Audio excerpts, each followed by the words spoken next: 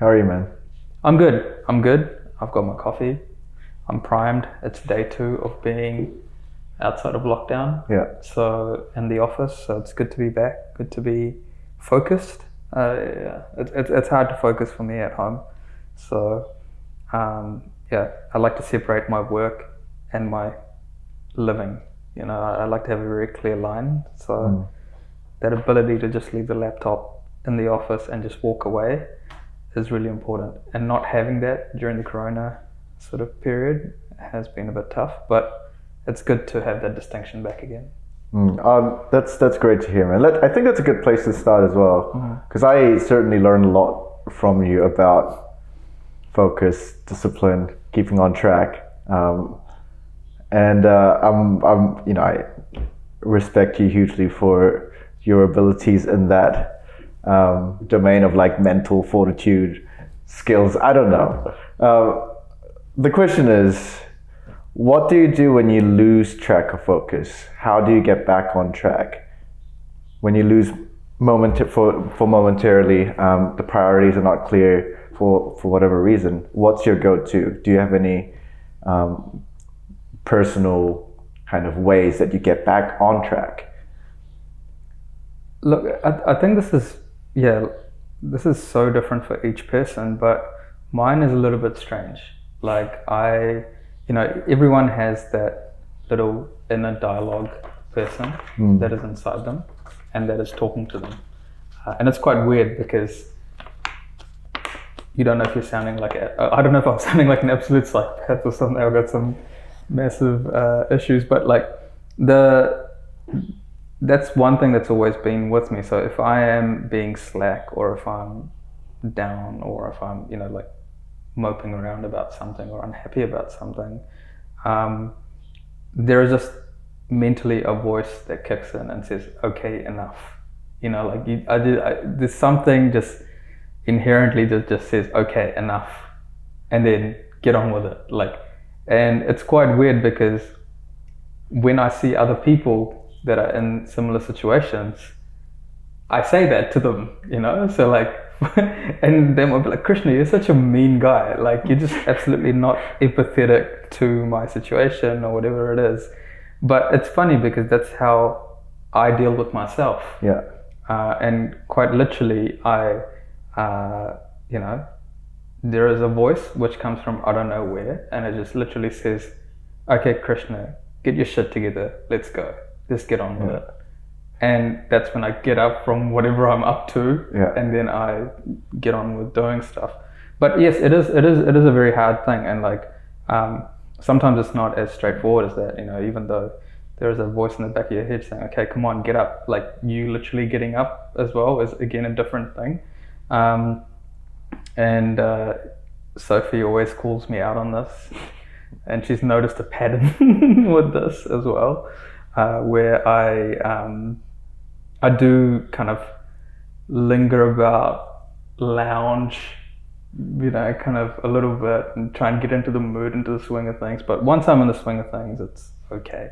But it's just literally that transition period. I go from, I guess it's like quite phased. Like, okay, Krishna, that voice kicks in, get up and get on with things. And then there's a bit of lounging period, it might take like a few hours or something like that, and then I'm into it.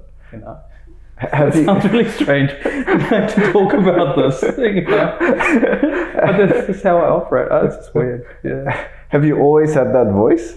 Yeah. For as long as you can remember. As long as I can remember, I've always had that voice. Like, is it your voice, or is it like? No, it is my voice. It is my own voice. Yeah. It sounds really strange. And quite often when I'm speaking, that voice will interject or argue with me while I'm speaking, which is quite weird because, like, even sometimes, I'm talking to you and I'm like, oh, I should really tell Hans, blah, blah, blah. And then simultaneously that voice is arguing with me saying, dude, like, why are you telling him to do that? You know that'll change something. Like, like I'm having a conversation with myself simultaneously while trying to articulate something. And it's very annoying. It's very, very annoying because it's almost like having this other person in your brain arguing against you when you want to do something, which kind of dilutes the end result. So sometimes you'll see me, I don't know if you've noticed, like I'll say something and it'll not make much sense. And then I'll just completely switch and talk about something else. And Sophie's called me out on this a number of times. And I've caught myself doing this a number of times, where I'll be talking about something and all of a sudden I'll just jump to just talking about something else. And that's a really weird trait. That's the downside of having this voice in your head, I guess. It's good, and it's also incredibly distracting. And there's a very, Wow, that's pretty fun. I have a similar voice, except it just comes out in a completely different. It never comes out in that manner. It's always like I'm always like seeing a gap and going like, yeah, you can jump over it. You can make it. Just do it. Just go. that's my voice, but.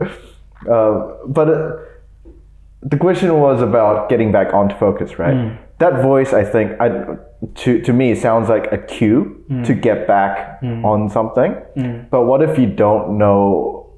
What if the priorities are not clear? Do you know what I mean? Yeah, look, I'm a big fan of lists. Like I make lists in terms of prioritizing things. Like there's lists, and sometimes. There's no point fighting in something that you really, really don't want to do. Like it's very hard. But what I do is I make a list and I say, hey, these are the easy things. It literally will take me a few seconds to get them off. And straight away, you're 50% of the way through the list and you feel good about that. It's kind of like you're tricking yourself. You make yourself all the things you got to do in the day, and there'll be a ton of them, and some of them might be as simple as just saying, replying to an email, or which is probably 3 words, like yep, all good. Sometimes that's all it takes, or just transferring some funds or whatever it is. You just get it done, and straight away you're 50, 60, 70% through the list, and you're like, oh man, sweet as. And then there'll be the sort of the chewy, annoying things, but because you've sort of completed that top end of the list, you feel good about it. That gives you enough momentum to at least tackle 1 or 2 of those things. Even if you don't complete all of it by the end of the day, that's okay. But if you're 90% of the way through, hey, you've done a pretty good job. Or if you've managed to tackle 1 of those big, chunky, meaty tasks, which are really annoying, and then I'll take that as 1. Nice. You also recently said to me, I heard you give this advice to someone. Just get 3 things done. Where'd that come from? That actually came to me kind of recently, since sort of jumping onto mass full time and trying to run the business. And in the beginning, there were a lot of things. There were a lot of things to take care of, and there's a lot of administrative stuff. At the same time, you're also trying to output work and deliver work. And it can all get really overwhelming, and at the same time, it's important to spend time with your family and spend time with the people around you, and make sure that you're not overcooking yourself, mentally and physically. So I just made a really simple rule to myself. It's like, start your day with just trying to get 3 things done, and one of them might even just be going for a run. Like you might think like that's a really odd thing, but it's sometimes just having those 3 things and going, okay, if I get these 3 things done, I've already won the day. And they can even be something really mundane. It could, it'd be like going for a run, making sure you have dinner and cooking a meal. And the third thing might be something like finishing a couple of slides on a presentation or whatever it is, or working through a presentation and working out the frame for a skeleton for a presentation or something like that. That's kind of a typical kind of thing to do. And if you get those 3 things done, you've actually progressed that forward quite a bit. And to be honest, those 3 things, I get them done pretty quickly. If I go in with that expectation of just those 3 things, I've set the bar fairly low. Like it's like setting myself up to win, right? And then I usually do more than that, but it doesn't feel like I've not achieved the things I've set myself out to do. So like there will obviously be small things like sending emails or whatever it is, but it feels like bonus round. You know what I mean? I've done my workout, I'm still feeling good. I've still got a few extra punches in me. So, you know, you got nothing to lose. I got nothing to lose. I've won the game already. So what I got to lose, yeah, sure, I'll get these done. So tomorrow I'll not have to worry about this bonus round, you know, like I'll just get it done. Yeah, it's like sometimes when you run, at the end of the run, you still feel good. So you're like, oh, you know what, I'll just do another lap, you know. It's that kind of feeling that you get. So I guess, you know, this is actually the first time I'm thinking about all of this. Yeah. It's kind of like, yeah, it's really about small mechanisms to set yourself up to win, really. And you do that enough, and yeah, you kind of feel good about it. No, it's kind of, as you're describing, it kind of reminded me of how you feel, you know, at the very end of a Super Mario stage, you get that hill and then that jump to the flag, and you know there's like nothing, there's no enemies there. But as soon as you see those steps, you're like, oh, it's finished, and all it becomes is like, oh, how high can I jump? You know? No, it's cool. You know, you're obviously a hard worker. You know, when you hear the word success, who's the first person that comes to mind? Gosh, the first person that came to mind was actually my mum, funnily enough. And that's, yeah, there's a lot to say in terms of her resilience and kind of raising a couple of kids in a foreign country by herself with not much English under her belt. You know, it's amazing what mums can do under a bit of pressure. So whenever, if I think of success, I think she did well to raise me and my sister. But I guess in a professional context, success, there are a few people that come to mind when I think of success.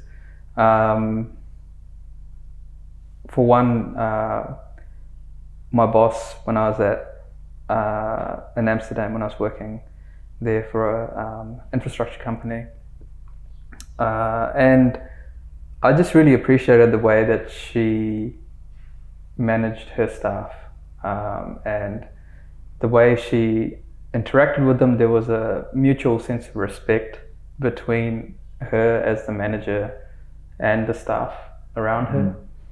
And to me, I thought that was, you know, like I thought that was quite an admirable trait. Like the staff always felt like she had their back. You know, going into meetings or anything like that, the client would put you under pressure, or the project manager would put you under a bit of pressure. But you know, if you were struggling, straight away there was a response from her, you know, to back you up. So she always had your back, and I guess to me that was a sign of really successful leadership. You know, like she was a really good leader. She had the back of everyone in the team, and she led the team really well. And yeah, there's a lot of traits that I look back and I go, gosh, I really want to copy paste some of these onto me. You know, as you know. As I progressed through my career, and then there were, I mean, there's a lot of aspects, actually, a lot of dimensions to how you would talk about success. I also look at my my grandparents, my granddad, in terms of success. Like, I mean, at the end of the day, he was a farmer, right? But he farmed really well. You know, he was sort of known for his farming skills in the village. And he was always cracking jokes, and he was a really funny guy. And I think that's quite successful as well. Like he was content in what he did, and you know, he had achieved, you know, sort of things in life. He wasn't he didn't have that crazy aspiration or that continuous need for more and more and more and more. And he was an incredibly jovial guy, and to me that's that's a sign of success as well. And then you also see craftsmen, like really amazing craftsmen, or people that understand the use of materials. I'm thinking actually of one of my colleagues from here in Auckland, and he really knew his metals, how to put materials together, and how to come up with certain details and attention to small junctions and joins and that kind of thing. And that only comes after such long years of being in the industry and observing constantly and having an eye for that kind of detail. So to me, he was very successful in terms of profession there as well. So so in terms of like that triangle of sort of that leadership dimension, craftsman dimension, and sort of like, I guess, life dimension, there's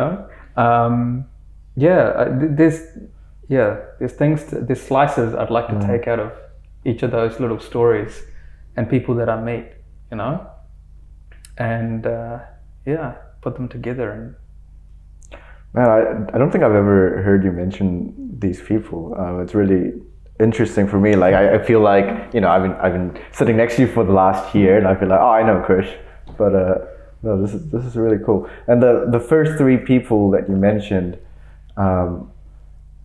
it was interesting to me that the reason why you mentioned them, it wasn't just, it had a lot to do with this idea of community and the environment that they bring with them when they're in the room or when they do something.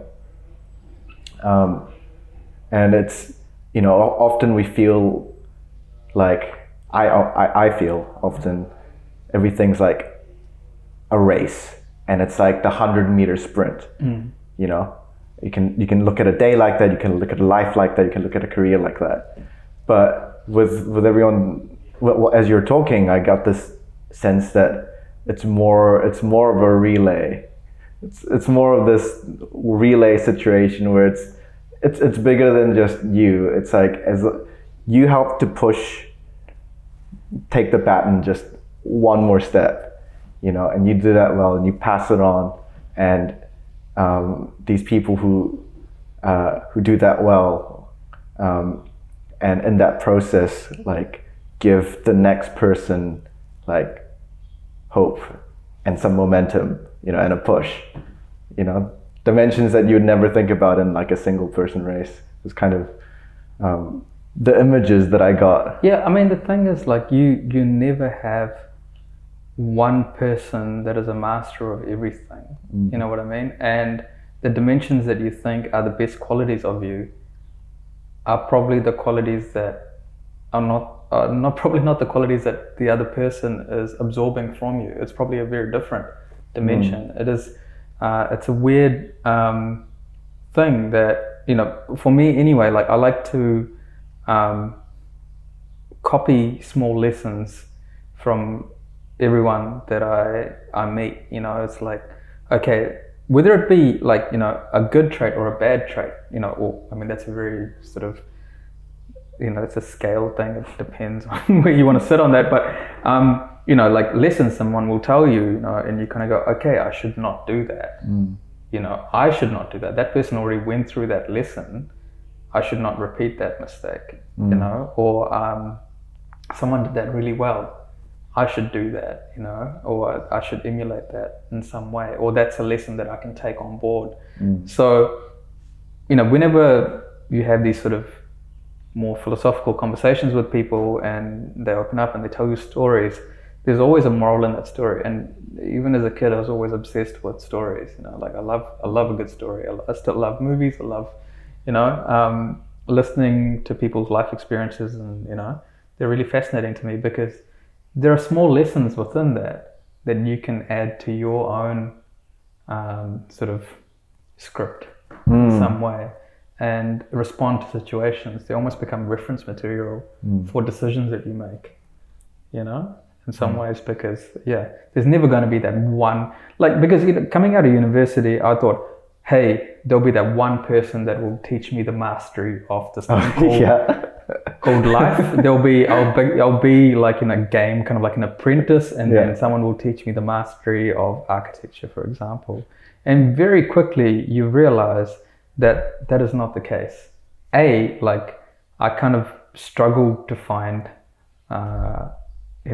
a single mentor like that for a number of reasons, because of life and so on and so forth, moving around and all that sort of stuff. But you very quickly realize that you have to piece together a lot of lessons. If we're talking about specifically about architecture, it's usually your colleagues that you learn from. You learn different things from different colleagues, and there are contradicting ways about doing things, and you have to make your own decisions. So very quickly there is this idea that there's going to be this one person that will bestow this tome of knowledge on you, and you'll become the master of that craft.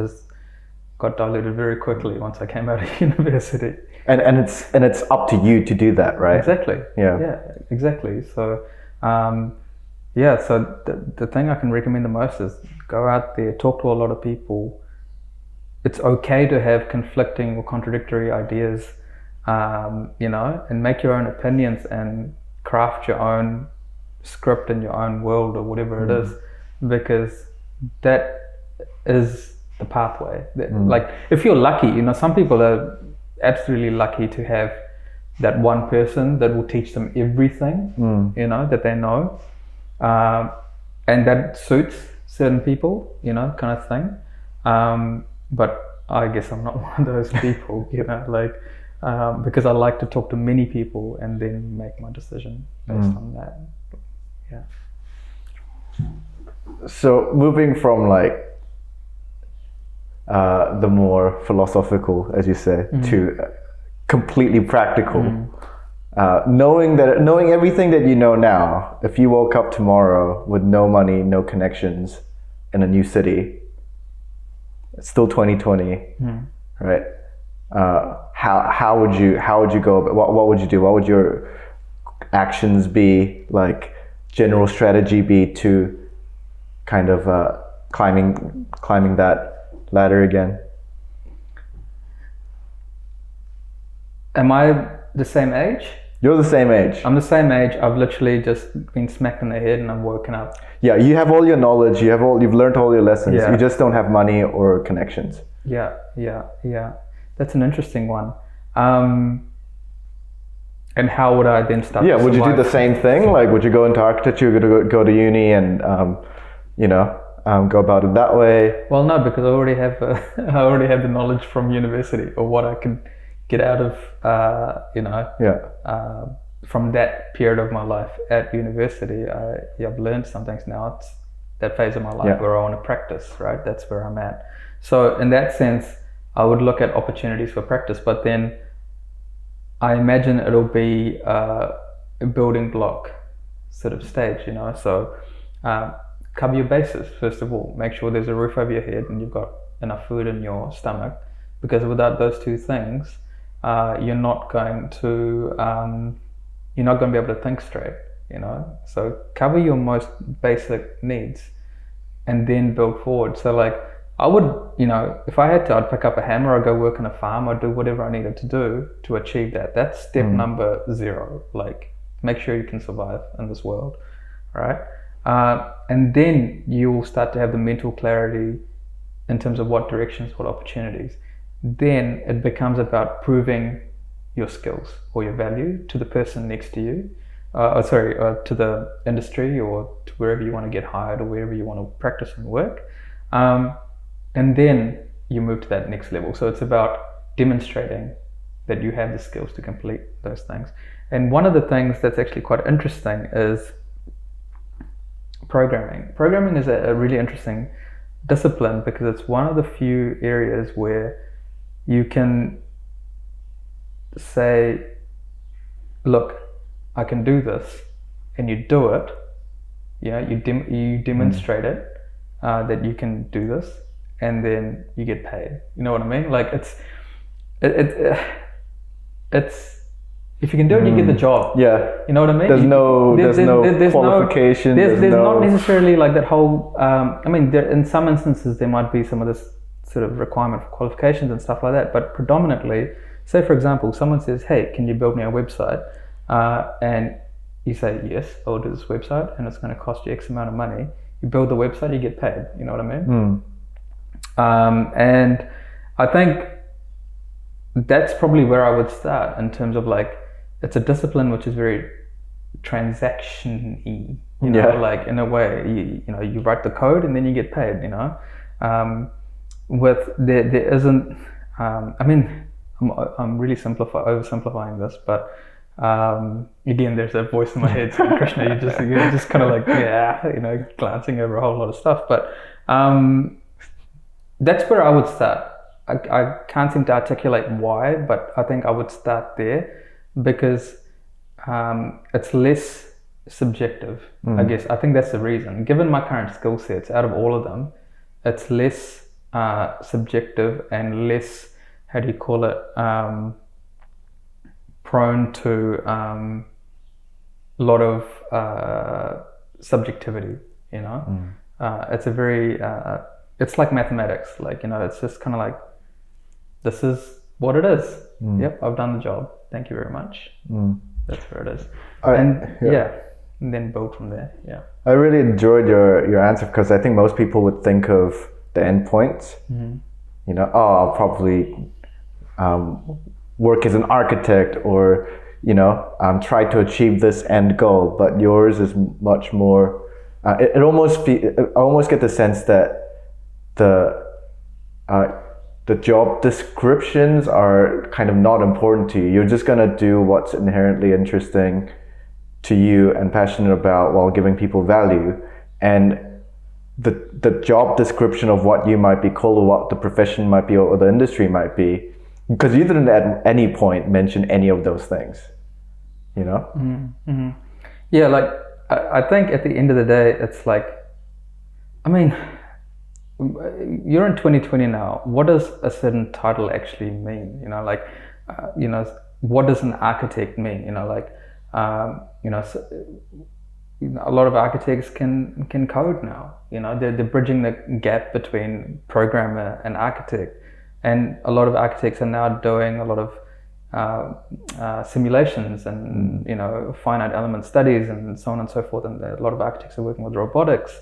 You know, are they mechatronics engineers? Well, not quite. You know, so it's kind of, people are in this sort of fluid state where they're absorbing more than one skill set. You know, and you have to. In 2020, you have to be one of these T-profile people. Like, if you want to explore any of your ideas, you need to have an insight into a different discipline. That is, I think it's absolutely fundamental. You can no longer just sit in a singular silo and be like, I'm not going to move anywhere, or I'm not going to connect or interface with any other discipline, because it just, the world doesn't work like that anymore. The world expects you to have these reach out and connect with all these things. So in that sense, you're wearing multiple hats simultaneously, you know? So yeah, I guess that's probably why the reason I didn't reach for a single sort of discipline. I just went, out of my skill sets, what is the easiest pathway? Like, you know, a river finding a route through a valley or something like that. You know, what is the easiest pathway? And if the end goal is then to reach a state where you're of value, you know, to your family, to your community, you know, and then even at a bigger scale than that, then it's really about just carving that pathway through that and using whatever skill sets. And if you have to learn new skill sets, then do that, you know. Yeah. Just double clicking on that, the state of the architectural industry, as you were saying just then, is that kind of feature consistent with your observations at the moment? Do the vast majority of architects practicing at the moment, do you feel like they're exploring this other side of things? Because for me, certainly, I'm with you in the direction of things and how the profession or people in this industry might have to evolve to solve the next generation of problems better. But I feel like my observations are that a lot of people are not exploring that area. What's kind of been, what's your take on that? As with any discipline, right? There will be a subset of this group that are exploring the sort of fringe subjects, you know. And I think moving forward, these are the groups of people that will add value back to the community. They will, it's actually, I was thinking about this yesterday when I was writing something, and it's very much sort of this group of people that are exploring new ideas, and when they're put out there, it'll be very alien, like, what the hell, what are you thinking, kind of thing, or in some places it might be just shock and awe kind of thing, right? And then eventually it'll go through a phase of normalization. So a lot of people will be experimenting with the same things. The tools will become more widespread and more accessible, and then people go, oh, okay, I kind of understand where you're coming from. I see where you're coming from. And then eventually it'll become the new normal. It'll be everyone's using these tools. It's the norm. I mean, it takes something as simple as CAD, for example, right? Back in the day when all the architects were drawing on pen and paper and, doing revisions in a traditional sort of drafting board, scratching things out and working things. Beautiful drawings, a lot of craft, a lot of years of training goes into doing that kind of thing. And then CAD kind of arrived, and I was looking at some magazine the other day. Well, it was actually, I lie, it's not the other day, it was like a few months ago. I think it was at the Barbers or something like that. And then I opened this magazine and there was a photograph of a guy with like one of the really early sort of CAD systems, and it was like this chap in front of a gigantic computer, and it looked like he was drawing a few lines, and it just looked like the most basic plans, kind of thing. Those were the early adopters, sort of the people to experiment with this technology and kind of become champions of this technology. And now it's like, what are you doing? If someone is sitting in front of a drafting table, you're kind of like, bro, like, what are you up to?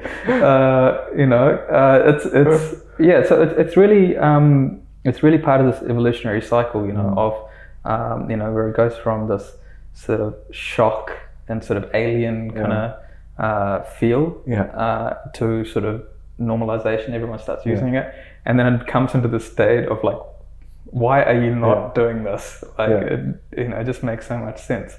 So and I think that's the sort of litmus test of any kind of technology is that, can you actually develop something that will go through all of those phases? If it does, then you've actually created a true piece of innovation, for the industry. So it's funny because I know that we recently hired an artist in Wellington to do one of our more architectural project renders, and that's it. Almost seems like that bucks the trend. Yeah, it's funny. Like, again, there is this within that subset. Everything has become normalized, and you want to stand out from the crowd. So where everyone is doing these fancy, slick renders. Unreal has just recently unveiled its new Unreal Engine. Everyone's doing these real-time graphics and brilliant renders, photorealistic renders. And you're like, well, I could put out another photorealistic render there, but then how about I actually get an artist to interpret my architecture, and what would that come out looking like? And to me, that's a much more interesting, for me, it was more of a personal thing to actually work with an artist to actually develop some illustrations. But it also was like, well, all these guys are doing the same thing. Why should I do the same? And that's where it really starts, right? With any of this thinking, it's like everyone's doing the same thing, and I could just be one of the sheep in the crowd, or actually I could try something a bit different,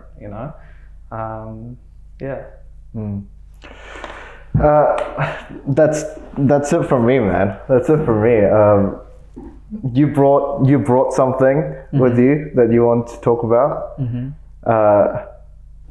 Trying out new formats.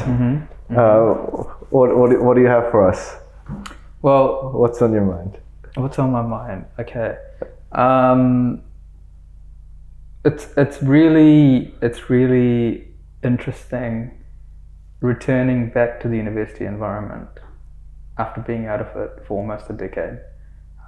You go back to it with a very different lens, than when you were at university. Mm. And you're now starting to engage with essentially your past. A lot of the students, I see them and I'm like, man, I am you, basically. And you're just like, I just wish I could take my brain and sort of dissect the nice bits of it and give it to you and just upload that information to you, and you'd be like a super version of that. You really want to give, like you really want to take all your experiences, and you just want to be like, hey, take this and run with it.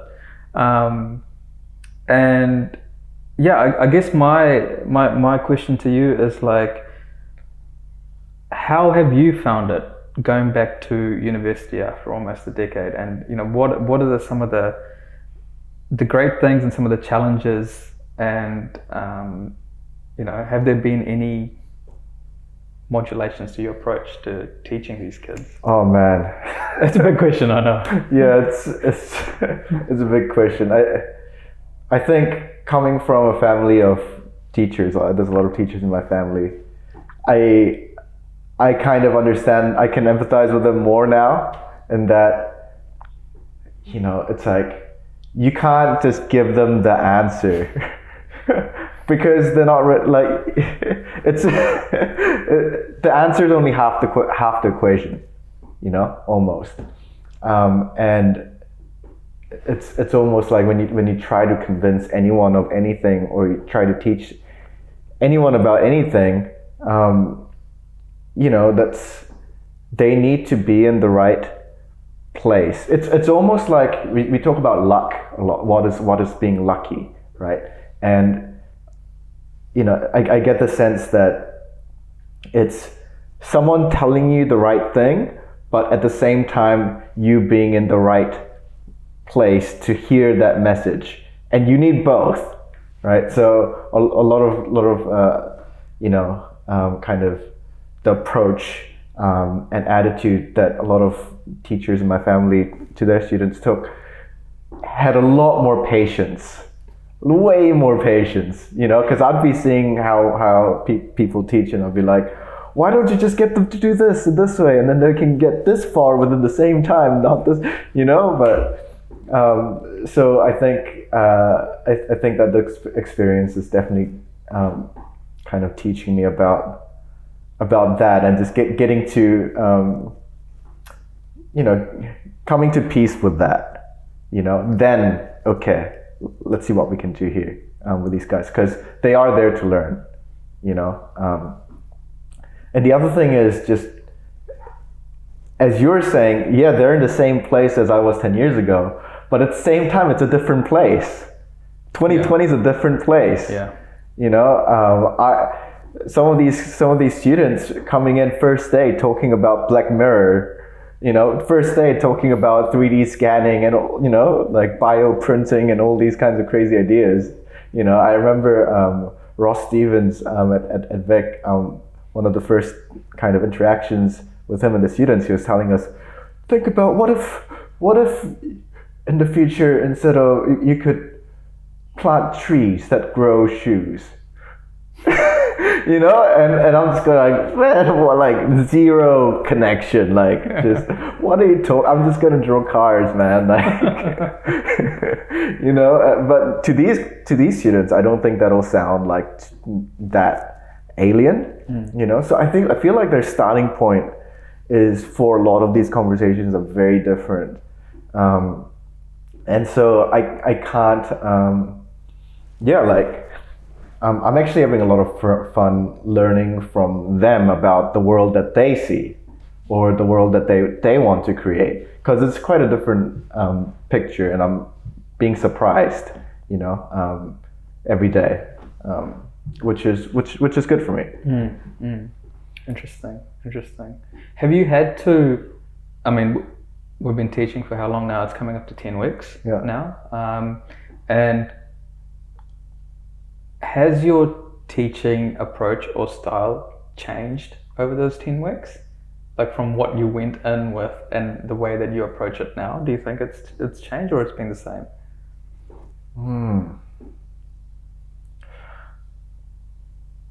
I think I think it's kind of like, you know, it's a weird analogy. I'm just coming up with it right now. I'm like a boat, right? And I'm just gonna do the circuit, right? And I'm the same boat, right? So as I notice things, I'll change course directions and try to be different, try to be more efficient. But that's only within the framework of my current boat design, right? That's my limitations, right? And within the semester, I'm doing my best with the current tools that I have, you know, without changing the boat, you know. But I'd say that a lot of the improvements that I've tried to make in talking with the students, the resources I give them, you know, one-on-one help, what I say, how I behave in lectures, all these kind of things. It's been incrementally changing with that key kind of underlying lesson of patience. But before the second semester, I feel like I'll have some time to get that boat back into the shed, right, and make a few more fundamental adjustments, you know, put some hydrofoil stuff in there, you know, put some different kind of sails, you know. And I don't know what that would be. How about you? Yeah, I think definitely for me, I mean, before I did this, I was teaching at the architecture school, and that was a lot of fun. And I think coming in from the industry, coming in with certain things that you kind of take for granted, certain efficiencies that you take for granted, you know, you come in with a lot of assumptions, you know, in terms of the skill sets that the student already has. And I think the studio that we ran was quite ambitious in terms of their requirement. And I think it has been a systematic, I guess, regulation of my thinking, you know, how I, you know, I think I started at 80, you know, how do we start to then bring it down systematically until it's the right sort of temperature or like, you know, the right sort of level for the student to operate at, because they are not, they don't have the same reflexes, or they don't have the same capability of outputting, you know, material and iterating through it and having the clarity of thought that you kind of take for granted. You don't, you almost don't realize, you know, in some ways how quickly you're able to resolve this. Like, you know, you put Krishna from 10 years ago and Krishna from today, and you tell them to solve a plan. I can imagine Krishna from 10 years ago would probably be struggling to solve some plans. Whereas for me, you know, I probably still would struggle, but like, you know, maybe not as much, you know, kind of thing. I'm not trying to like, you know, gloat or anything, but I'm just saying, like, coming back into teaching, you forget that, you know, like you very much forget that, and then you kind of go, okay, like I need to take a very different tact to give them just the right amount of push and support and intrigue their thinking enough to help them solve things a different way. You know, and I think it's like, for me, the equation has become quite simple. It's, you know, I normally go, okay, well, this is what I want them to do, and then I divide that by half. And that's usually seems to be like kind of the sweet spot or the half, like, you know, like a good point for them to reach. And yeah, you know, and for those who do want to really push the envelope and really, you know, of course, more than happy to help you push that further. But, you know, I think it's about making sure that the teaching has a certain pace to it, which is not going to push them too hard, too quick. Because at the end of the day, there's so much. When it comes to any discipline, of course there is, but like, you know, within design or architecture, there is just so much material, so many dimensions to each of these topics, that you need to make sure that within the noise there is a clear path, you know, and a channel for absorbing these things. Yeah. It almost sounds like, you know, I like to think about in what environments when I learn best. It's when I can just touch the bottom of the pool, right? If it's way over my head and I'm in too deep, then either most likely I'm gonna drown, or I'm gonna come through with some miracle fucking gut, some One Punch Man anime, narrative, and just be the one out of 100 students that kind of like, okay, just the chances are low. If you're in a kiddie pool and the water is just up to your knees, then it's just like, what is this, a joke? So you need to get that level right, and there's 60 students in a room, right? Some like they're at different levels, so what is that kind of level? 100%. And like coming in from practice to teaching at university, I feel like my objective is actually very simple. It's like, how can I prepare you for that moment that you've got that degree in your hand and you start applying for your first internship or your job or whatever it is that you want to do, and just preparing you for that moment, and just kind of going, well, okay, you now have the basics to exist in this pool. Like you can paddle your way through, and if you really want to achieve mastery in a certain area, that's where your industry professionals will take you, and they'll build that rest of your framework. And it's just making sure that you have enough to, what's the word I'm looking for when you float around in the pool, like the buoyancy. Oh, buoyancy. But anyway, just kind of like you can kind of you can navigate. The waters. Tread water. Tread water. That's the word I'm looking for. You can tread water for long enough, with enough stamina that then you can achieve mastery. I don't think at university you will achieve mastery. I think mastery will come from real world practice and real world training. Yeah. The thing that I'm afraid of is getting this balance right of how much, because I think if I don't think about it, my natural way of teaching would be to make the students in front of me more like me in terms of my interests, my skills, even the kind of tools that I would use in the workshop or on the computer, right? I would definitely be biased to try to get them to see the world that I'm seeing in the way that I'm seeing it, right?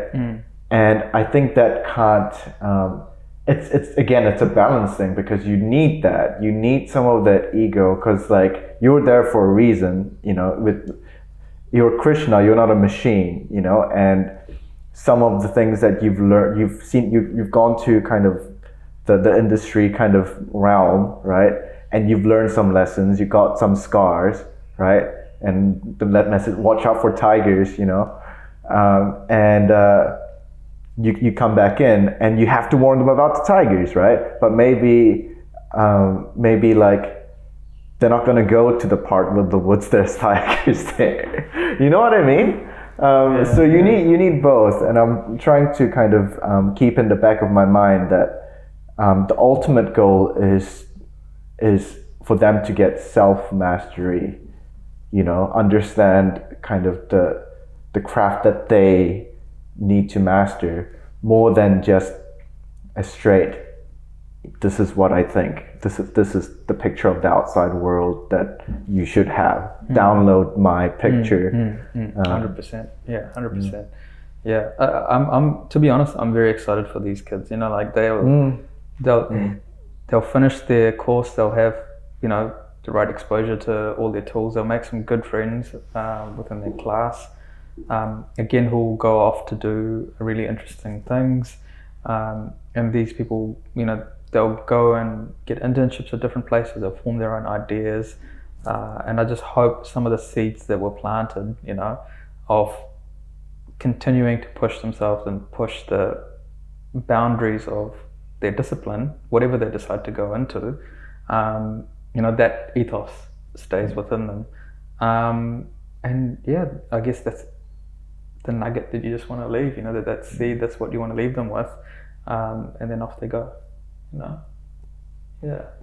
Nice. I think that's us. That's us. Yeah, now we break the third wall. Good chat, bro. Cool. Nice. Isn't it the fourth wall? I don't know.